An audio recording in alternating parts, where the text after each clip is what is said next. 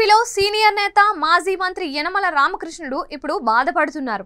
మంత్రివర్గంలో స్థానం దక్కకపోవడంపై పైకి ఎలాంటి వ్యాఖ్యలు చేయకపోయినా కొత్త వారికి అవకాశం కల్పించడంలో భాగంగా తనలాంటి సీనియర్లను దూరం పెట్టారని అనుకున్నా అందుకు మరొక కారణం కూడా ఉందని ఆయన అభిప్రాయపడుతున్నారు.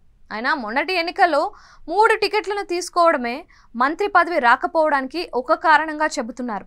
సీనియర్ నేతలందరినీ పక్కన పెట్టినా తనను దూరం పెట్టడానికి ప్రధాన కారణం తన కుటుంబంలో అత్యధిక సీట్లు తెచ్చుకోవడం వల్లనే అని ఆయన సన్నిహితుల వద్ద వ్యాఖ్యానిస్తున్నట్లు తెలుస్తోంది. ఎందుకంటే చంద్రబాబు ఎప్పుడు ముఖ్యమంత్రి అయినా ఖచ్చితంగా యనమల రామకృష్ణుడు కేబినెట్లో ఉంటారు.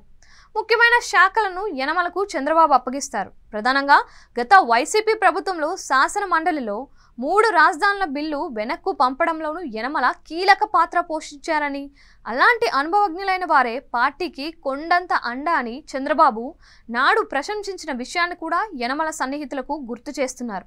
అలాంటిది ఈసారి యనమల రామకృష్ణుడుకు స్థానం కల్పించకపోవడంతో ఒకంత షాక్కు గురైనప్పటికీ సీట్లకు సీట్లు, ఇటు కేబినెట్లో పదవి ఎలా ఇస్తారన్న వ్యాఖ్యలు కూడా వినిపిస్తున్నాయి.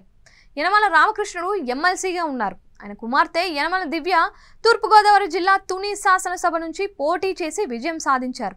ఇక ఆయన బియ్యంకుడు పుట్టా సుధాకర్ యాదవ్ మైదుకూరు నియోజకవర్గం నుంచి విజయం సాధించారు.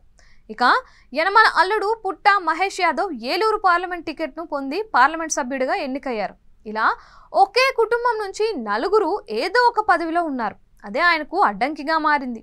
అయితే యనమల రామకృష్ణుడు మాత్రం తన ప్రయత్నాలను వదిలిపెట్టడం లేదని వినిపిస్తుంది.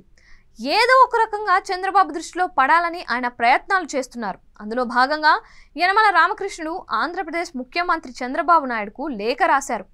వైసీపీ నేతలు గత 5 ఏళ్లలో సంపాదించిన అక్రమార్జనను రెవెన్యూ రికవరీ చట్టం ద్వారా రాబట్టవచ్చని తెలిపారు. దీంతో పాటు గత 5 ఏళ్లలో జగన్ ప్రభుత్వం చేసిన అప్పుల నుంచి బయట పడేందుకు ఈ ప్రభుత్వం చేసిన చర్యలను ఆయన అభినందించారు. తనకున్న అనుభవంతో ఆయనకు 15 అంశాలతో సూచనలు చేయడం ఇప్పుడు మళ్ళీ చంద్రబాబు దృష్టిలో పడటానికే అని అంటున్నారు. ఆయన లేఖ రూపంలో చంద్రబాబుకు తెలియజేయడాన్ని చూస్తే ఏదో ఒక రకంగా కేబినెట్లకు చొరబడాలని ప్రయత్నమే అని అంటున్నాయి టీడీపీ వర్గాలు.